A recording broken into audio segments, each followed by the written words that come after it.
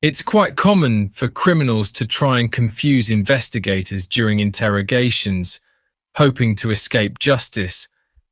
But what happens when a suspect tells the truth and the police don't believe him?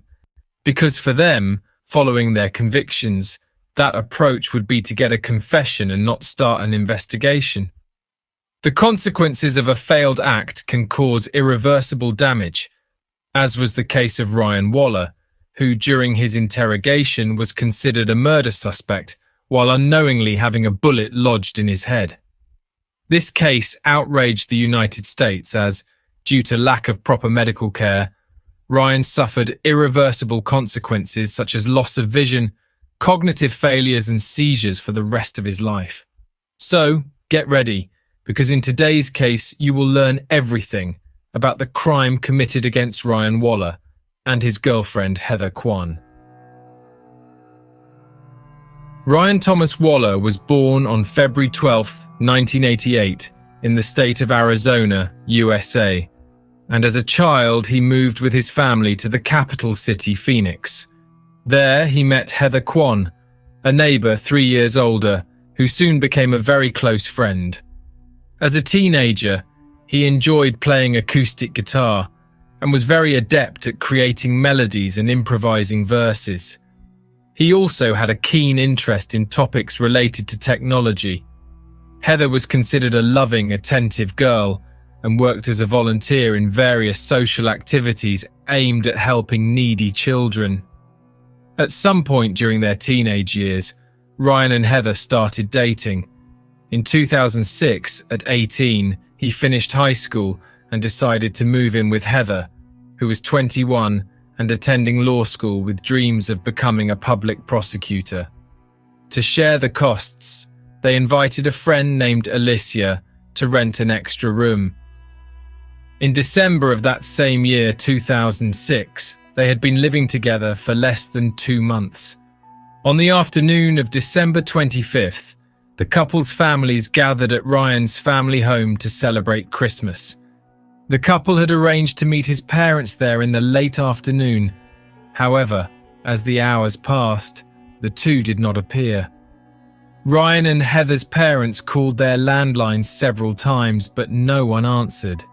They were also unable to reach them on their cell phones, which always gave the message that they were either switched off or outside the coverage area.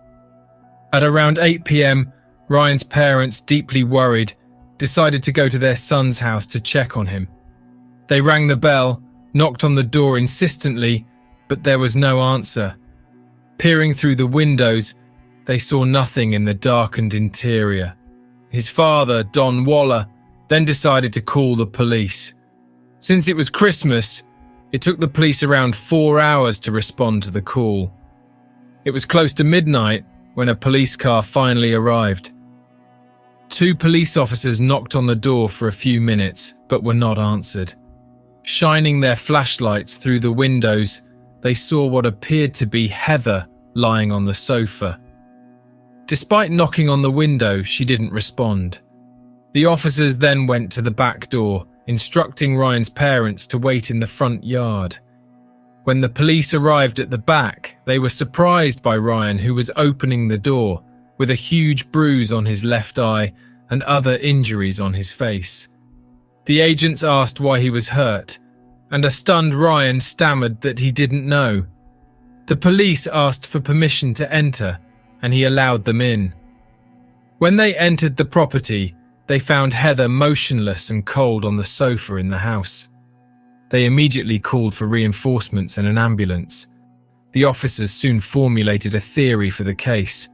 The couple had fought there, where he ended up taking his girlfriend's life. All this movement was very fast, and while still inside the house, while waiting for the experts to arrive, the officers began to ask questions to Ryan, who seemed disoriented and confused. His responses ranged from silence to sometimes saying, "I don't know," and occasional answers that seemed meaningless. At various times he remained silent for long periods, staring blankly into space.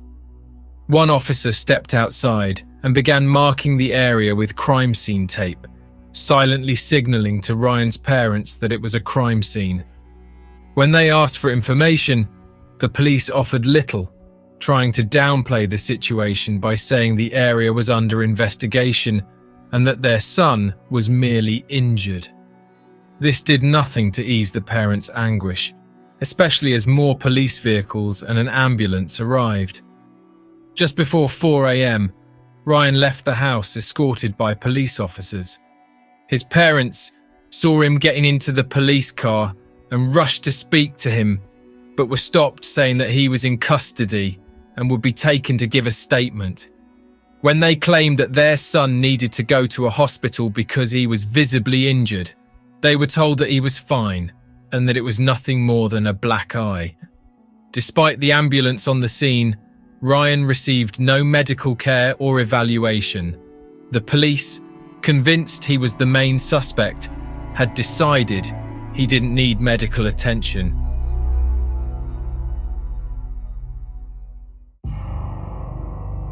At the police station, he was taken to the interrogation room and waited there, alone, for some time. The camera footage demonstrated how strange his behaviour was. He stared at the wall, then lowered his head and remained completely still for minutes. At one point, he picked up a blank sheet of paper on the table, stared at it for a while, and several times, Ryan let out sighs and moans of pain. Around 5 a.m. on December 26th, Detective Paul Dalton began the official interrogation. Ryan was restless, visibly in pain, and moved in his chair to find a minimally comfortable position. From the first question, his mental confusion was evident. What's the highest grade you went through school? I don't know. You don't know the highest grade you went through? Eighth? Eighth grade? Did you graduate? Yeah. Do you have a GED? I don't know. You don't know what? I don't know. I just want to go home. Oh, you're not going to go home right now. Paul Dalton continued the interrogation and began asking questions about Heather. You know a girl named Heather? Mm-hmm. You know Heather's last name? Mm-hmm. What is Heather's last name? The one that lives there right now? I guess, I don't know. If her name's Heather, what's her last name? I don't know which name she's trying to use as her last one. She's trying to have a real last as her nickname, so I don't know. What nickname does she go by? She probably wants the last name, Kyman. Kyman? How would you spell that? With a K or a C? K? Keep going. I don't know. Note that he said he didn't know her last name, but states that Heather's nickname was her last name, since the sound of Kyman is only similar to her actual surname, Kwan. Ryan seemed distracted, confused, and responded as if he didn't know his girlfriend well. The detective decided to try a more direct approach to the facts. What happened to your face? I don't know. You told the officer just a few minutes ago that someone hit you. Do you remember who hit you? I don't know. I think it was Heather. Why would Heather hit you? I don't know. It was an accident. I forgot why. What was an accident? Heather's last name? No. What was an accident? Heather hitting me. What did she hit you with? Her hand in the eye. Did you guys have an argument? Not really, no. Not really? Uh-uh. What happened for her to hit you in the eye like that? She just hit me on accident. She was giving Christina a head. She was what? She was helping Christina with her hair or something. I don't know. Who's Christina? She was on the couch. At that point, Ryan mentioned a new name, Christina. Detective Paul went through the papers with his notes on the case, trying to find any mention of that name, but there was nothing. So the detective decided to ask about Alicia, the friend who shared the house with them. Ryan responds that he didn't know her. Paul tells him that Alicia is his housemate, and Ryan didn't reply, seeming not to know who this person living with them was. Paul then asks about the mess with Heather, and he again insistently claimed that he didn't know anything, and asked to go home several times. The detective was convinced that Ryan was the culprit, and that he was just playing dumb to not answer the questions, and ignoring all signs of mental confusion and tiredness from the suspect. He was determined to get a confession out of him. Do you know what happened in your house last night? Mm-mm. Is that house yours? Mm-hmm. Yours or your parents'? Mine. You bought that house? Mm-hmm. Okay. Why, what happened? I don't know what happened. You're all beat up, right? So tell me what happened. I don't know. I just want to go to sleep, man. That's it. Remember what happened to your nose? There's a big chunk out of your nose. I don't know. Someone grab you? Were you fighting with somebody? No, I need to go. I need to go back to sleep, man. I'm just tired, man. That's it. Didn't even do anything. I just want to go to sleep. You remember what time this happened? Your eye? Like 1? Or maybe earlier? I don't know. I don't know. Do you know Eric's girlfriend? Yeah? What's her name? Heather? Eric's girlfriend's Heather? Mm-hmm. Ryan's mental confusion became increasingly apparent. He first claimed that Heather was dating someone named Eric, then said she was his own girlfriend, and later stated that Alicia punched him in the face without knowing why. He kept giving increasingly contradictory, incoherent information and didn't seem to realize it. Shockingly, it seemed like he didn't even know that Heather was dead, and when surprised by this news, Ryan ended up bringing new information to the case. There's a dead girl in your living room. She's dead? Yes. Heather? I don't know.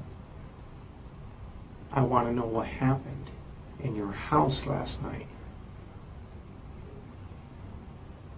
The girl on the couch is dead? I don't know if she's on the couch. She's dead.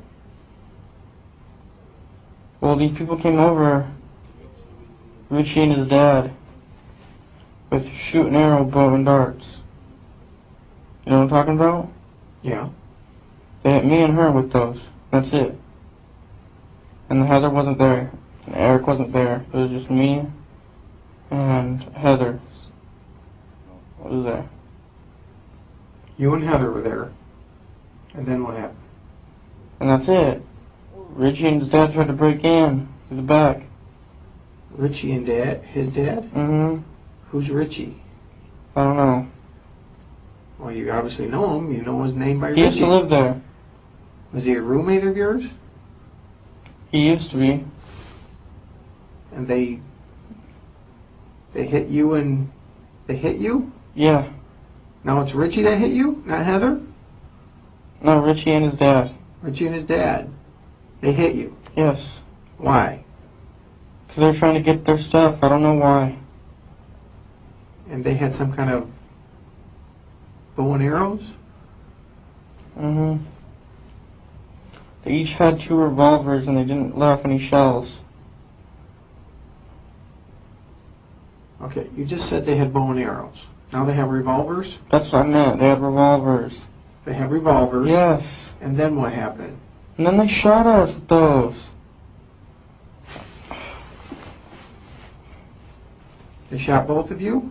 Yeah. Where'd they shoot you at? I got shot in the eye.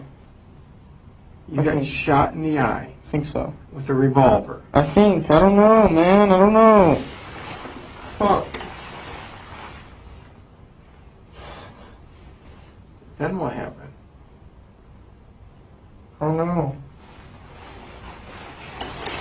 You don't know a lot, Ryan. I don't, man. I really don't. Did you shoot Heather? Mm-mm. I heard you have a lot of guns in your house. Mm-mm. No? Mm-mm. Well, you know we're going to look. Mm-hmm. Ryan, why don't you tell me what really happened there? Because I don't believe... I really don't know, man. I really don't. I don't know. I can tell you anything, I swear. I want you to tell me the truth. That's all I want from Richie you. and his dad came there. And I don't know why. I don't know why, but they put me in sleeping hold. And, like, they put me in sleeping hold with the arrows and shit. Like, I lived through that crap.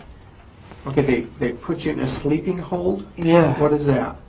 I don't know. I don't know. I really don't. I don't know, man. You're telling me they put you in a sleeping hold. What is a sleeping hold? I don't know. Well, explain it. really don't know. It's coming out of your mouth. Explain that to me. What's a sleeping hold? I really don't know, man. I really don't. I really don't know. Okay. You're telling me you're all over the board here, number one. You're saying bows and arrows, you're saying revolvers, and you're saying some other thing, and you're saying they shot you in the eye. Okay? They shot you with a revolver in your eye. Yes. And that's Is it a BB gun? No, it was a real gun, man. It was just a If they revolver. shot you in the eye with a revolver, you wouldn't be talking to me right now. How do you know? It was most likely you be dead. That's what I thought too, man. I really don't know. Okay? I really don't know, and I just want to go back to sleep and try to go back to bed. You're not going back to bed. Okay? That's not going to happen. After 35 minutes of interrogation, Detective Paul finally decided to properly examine Ryan's injuries. In a closer inspection that lasted exactly 9 seconds, the detective closed his document folder, got up, and left the room. When he returned, his demeanor had completely changed. He was now gentler, concerned about Ryan's health, and announced that a medical expert was on the way to examine him, and then sent him to the hospital. When the medical team entered the room at 6:02 a.m., Paul reported that the person being questioned was suffering from mental confusion, and he himself pointed out the injuries on Ryan's face, claiming that he suspected that a bullet had been fired at him. He no longer looked at or treated him as a suspect or criminal, but as a victim who now needed medical attention. The paramedics, after a brief 3-minute evaluation, confirmed that he needed to go to the hospital immediately. If Ryan's story were true, it would place the Phoenix Police Department in a deeply uncomfortable position. They had neglected his need for medical aid, keeping him in custody for over 6 hours with a possible bullet lodged in him. In fact, 43 photos were taken of his face upon his arrival at the police station, clearly showing his injuries. Whether he was a victim or a suspect, he required medical care to provide a proper statement. At the hospital, doctors confirmed that Ryan's injuries were fully consistent with his account. He was shot in the face twice. One of the shots grazed him, and the other pierced his nose, his left eye, and hit a few centimeters of his brain. He was then taken to emergency surgery. Although the bullet was removed, Ryan permanently lost his injured eye and a significant amount of brain matter. He spent 35 days in the hospital, during which no representative from the Phoenix police visited him. It wasn't until a week after his release that officers came to his parents' house, where he was recovering, to gather information that could lead to the real criminals. The survivor Ryan, with his strength and bravery, provided invaluable help to the investigation of the crime, and it was then that a lot of things began to come to light. This being just the first of a wave of somewhat absurd events that would forever change not only the lives of Ryan and Heather's families, but lead to changes in state law in Arizona and several other states across the United States.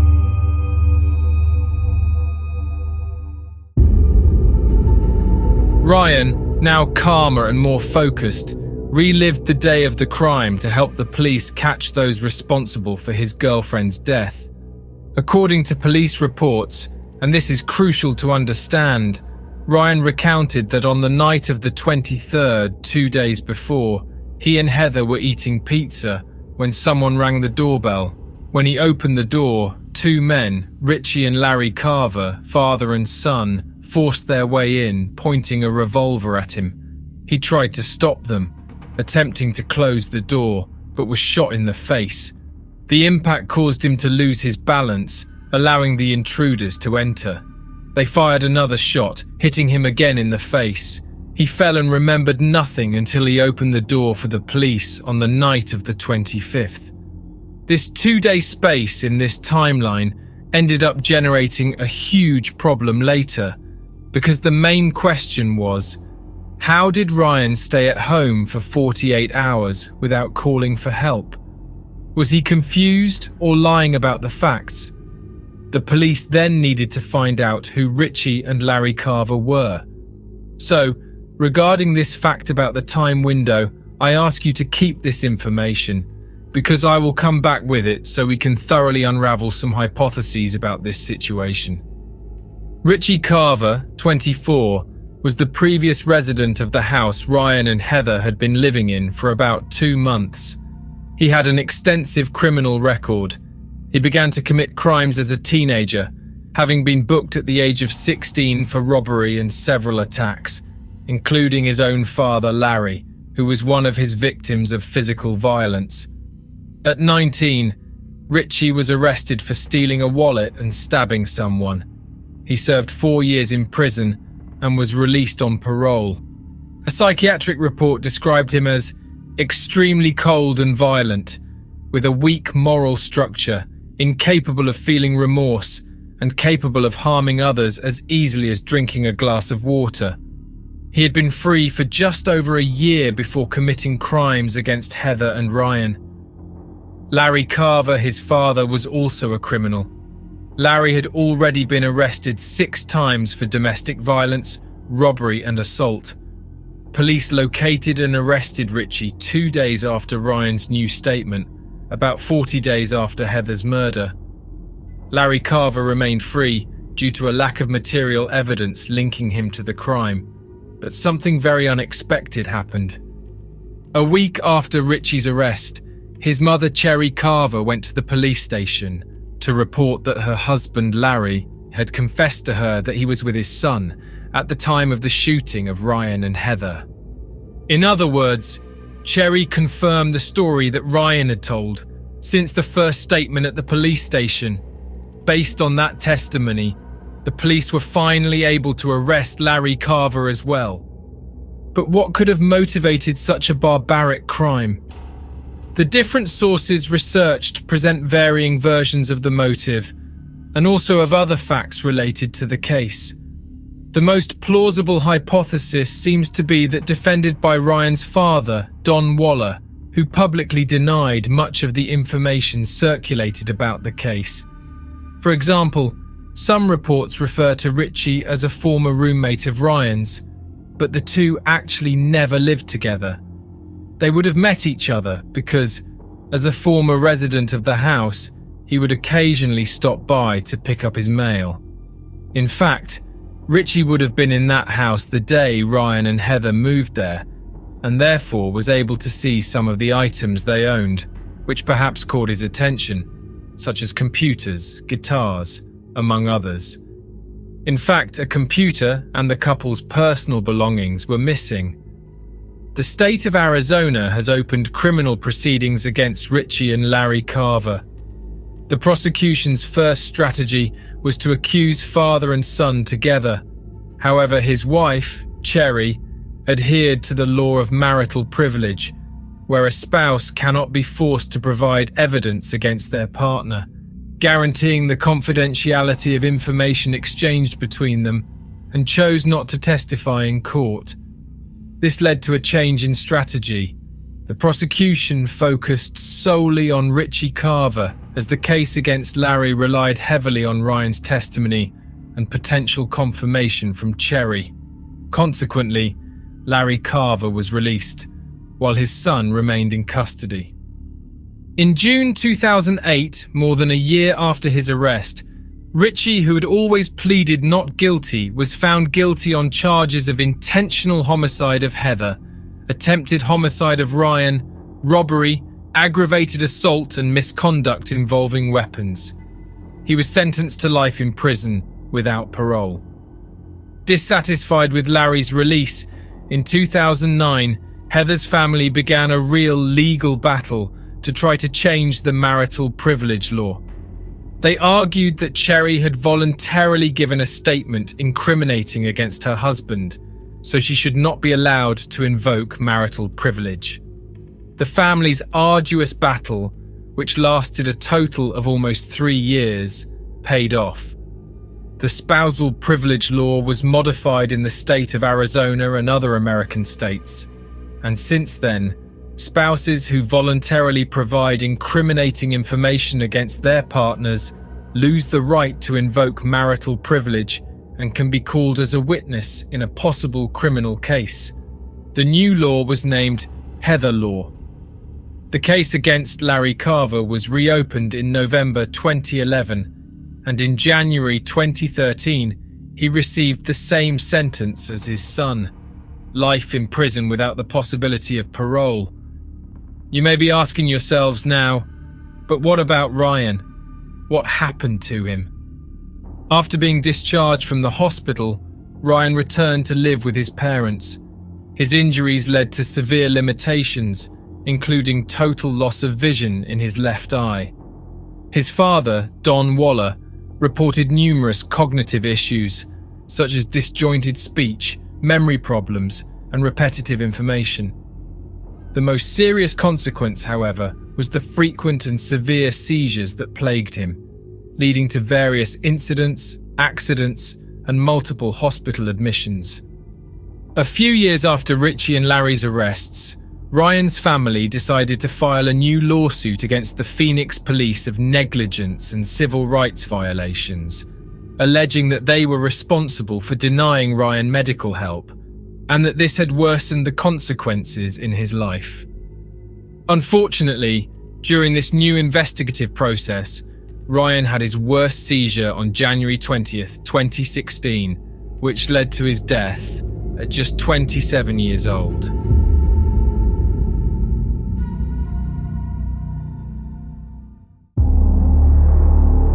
Ryan's death reignited a powerful wave of public commotion and indignation across the USA.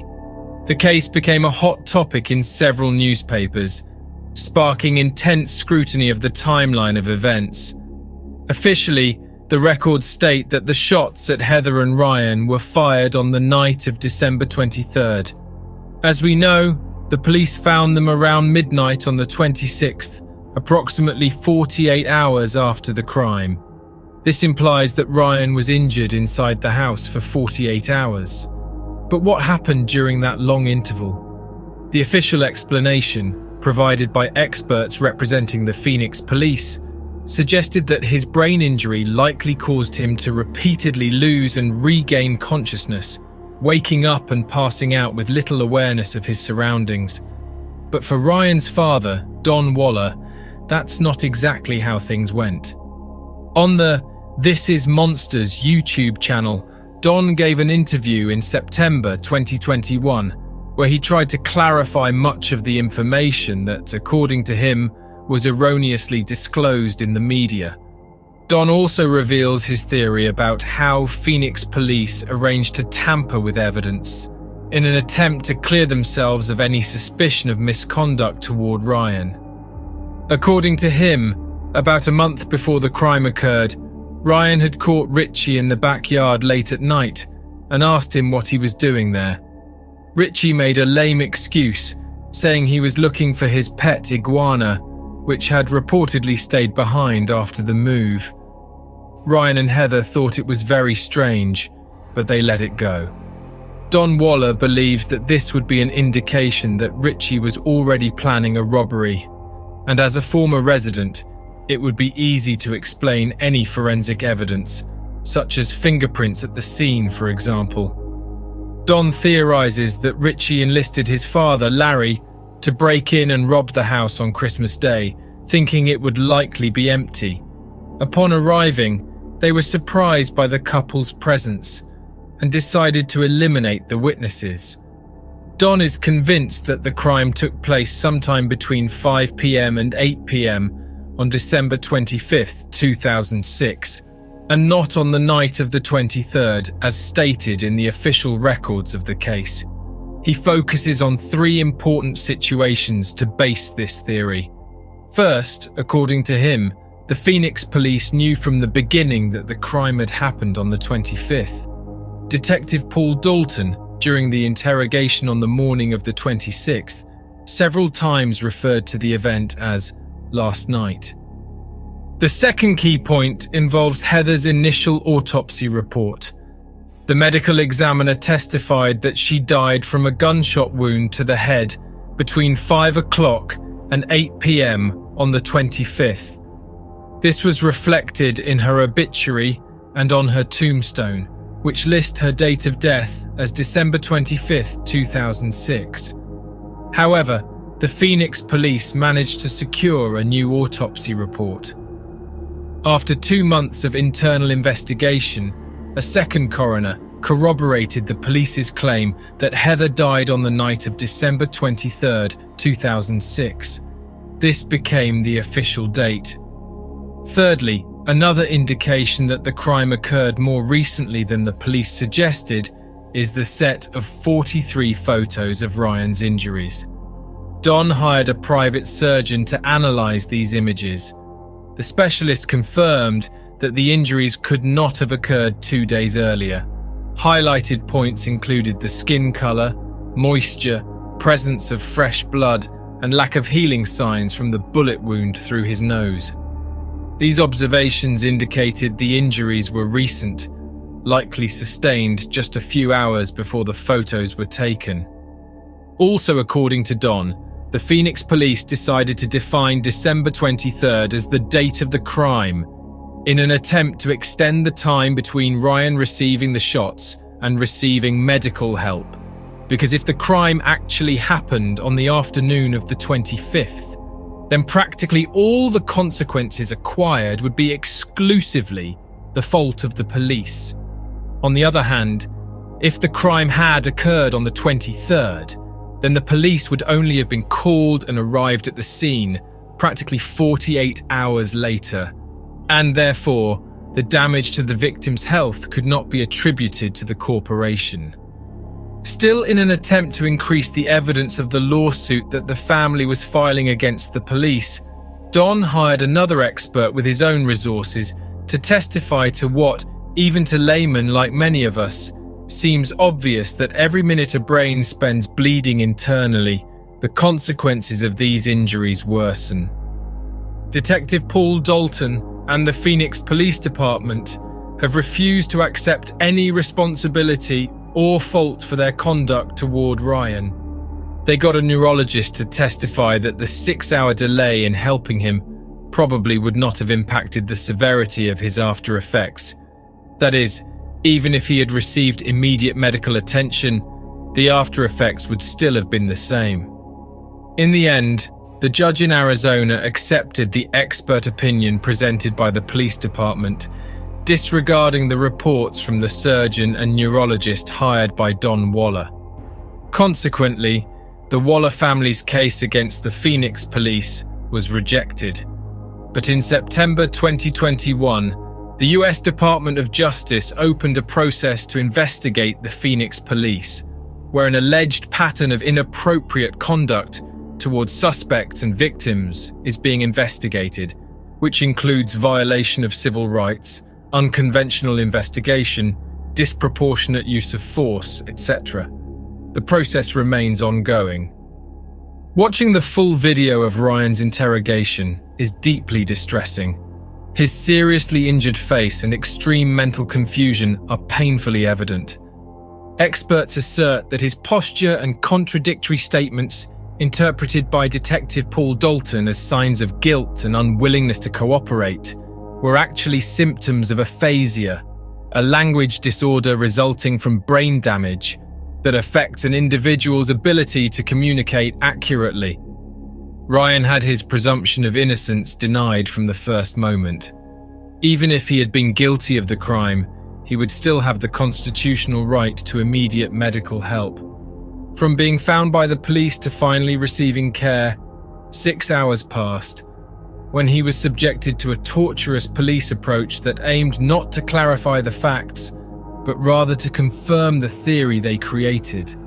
While we must not diminish the tragedy of Heather's death, Ryan, though surviving 2 gunshots, was denied timely medical help. He was treated not as a victim, but as a suspect, subjected to merciless and inhumane treatment. This worsened his suffering, leading to his tragic death. We express our deepest sympathies to the victim's family. If you've made it this far, please don't forget to leave a like and subscribe to this channel. Also, add your opinion in our comments. Thank you very much. I will see you in the next case.